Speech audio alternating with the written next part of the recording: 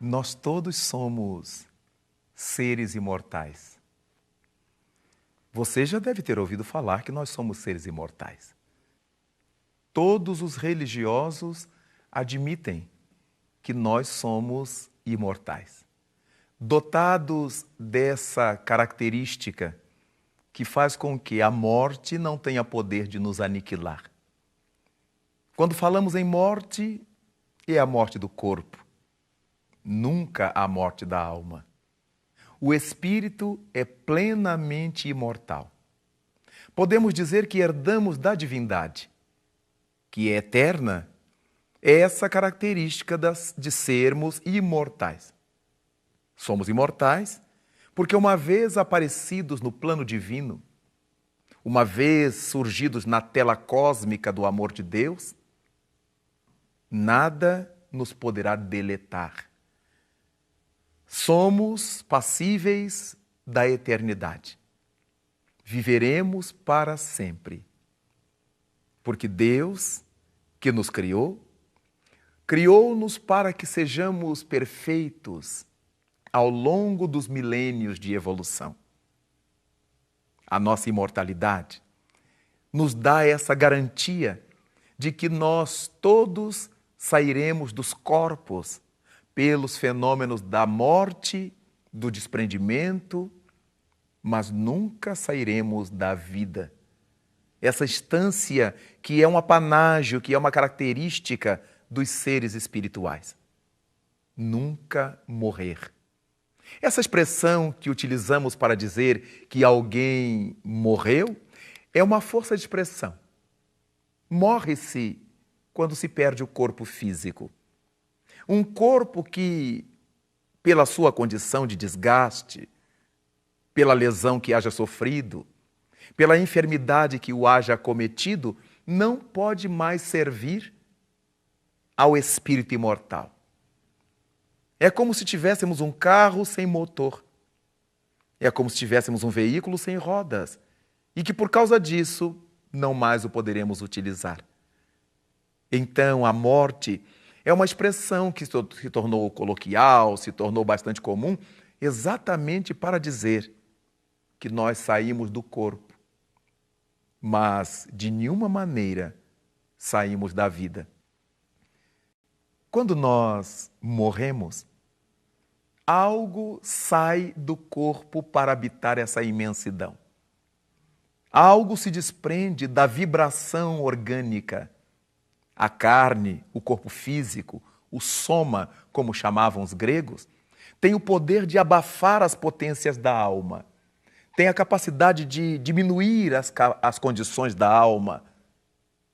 Dessa maneira, nós pensamos como é que poderemos distender a nossa visão e enxergar o que se passa do outro lado do nosso país, ou em qualquer outro lugar do mundo que não seja aqui ao nosso entorno. Não podemos. Quando saímos do corpo, podemos. Porque o ser espiritual tem uma visão mais ampla, projeta a mente e visualiza aquilo que deseja. Jesus Cristo nos ensinou que onde estiver o nosso tesouro, aí estará o nosso coração.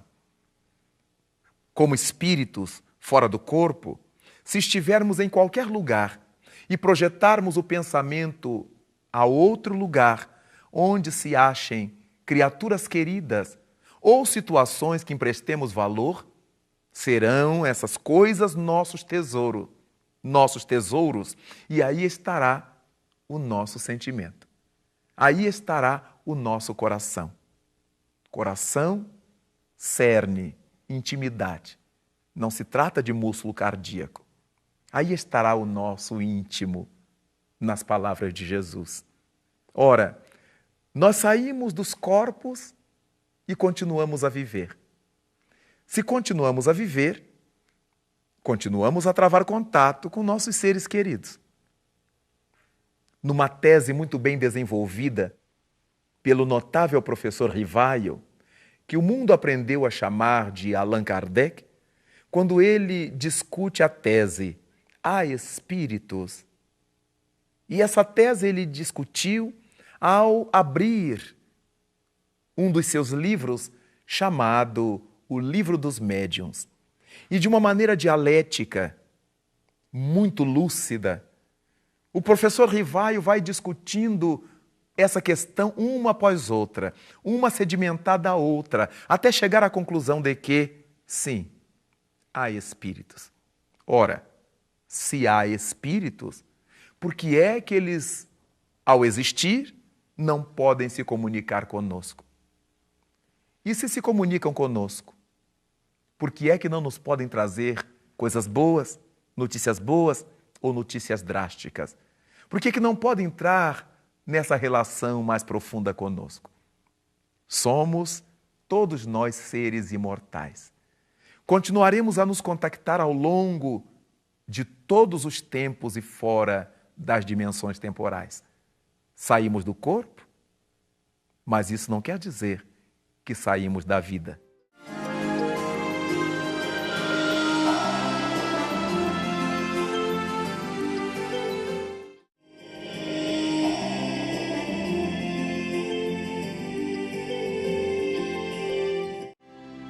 Quando constatamos que não saímos da vida, descobrimos uma coisa muito bonita para nós.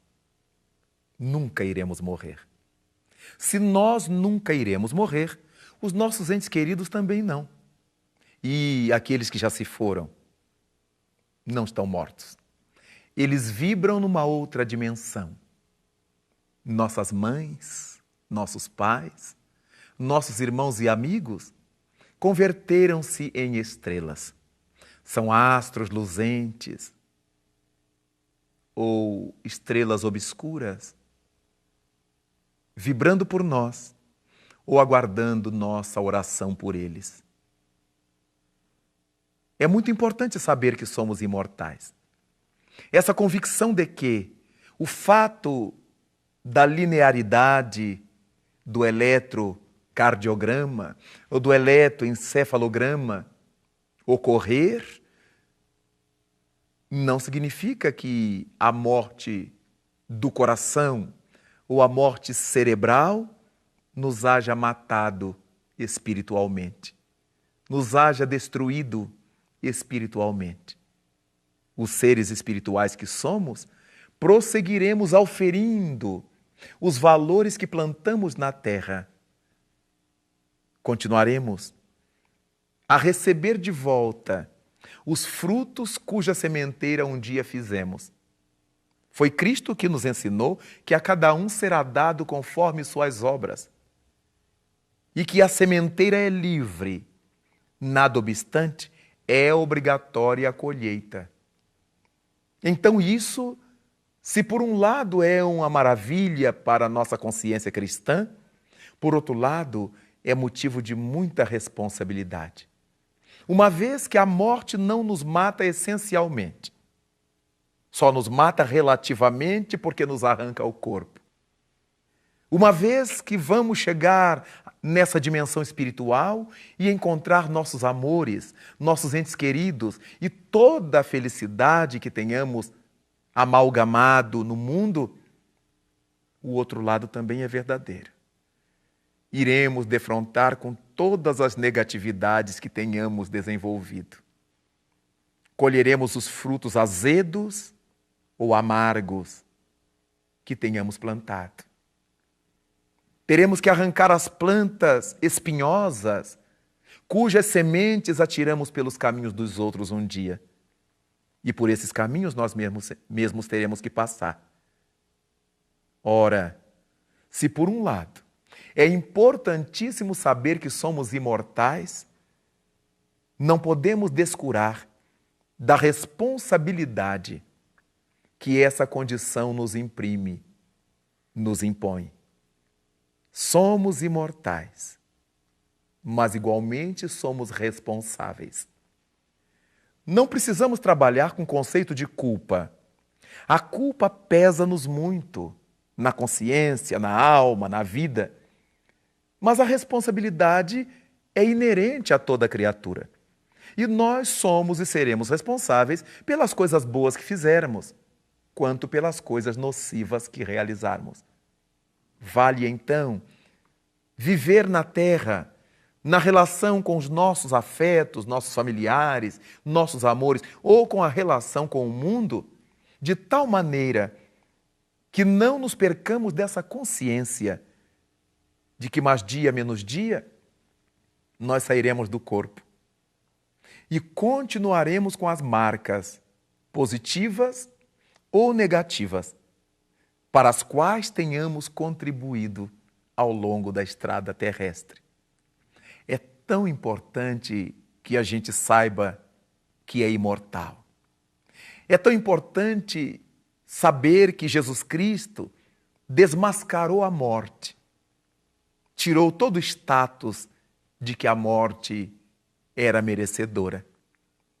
Nada obstante, quando Ele assevera para nós que a cada um será dado conforme suas obras, e já que não vamos morrer definitivamente, todo cuidado será pouco com as responsabilidades do nosso caminho. Tratar as pessoas com lhaneza, com educação, com nobreza, mas também dizer-lhes sim, sim, não, não. Afirmar das coisas que não gostamos, das coisas que ficaram mal feitas, são características de quem deseja evoluir com lucidez e com verdade. Não é pelo fato de respondermos pelos nossos atos que não teremos os nossos atos, mas vamos procurar tê-los muito bem feitos. Mesmo quando tenhamos que chamar a atenção desse ou daquele, mesmo quando tenhamos que admoestar nessa ou naquela circunstância, a nossa certeza de que tudo isso será para o bem, uma vez que o nosso Criador, que o Pai Celeste, não está preocupado propriamente com aquilo que nós fazemos, mas sim com o porquê de nós termos feito aquilo dessa ou daquela maneira.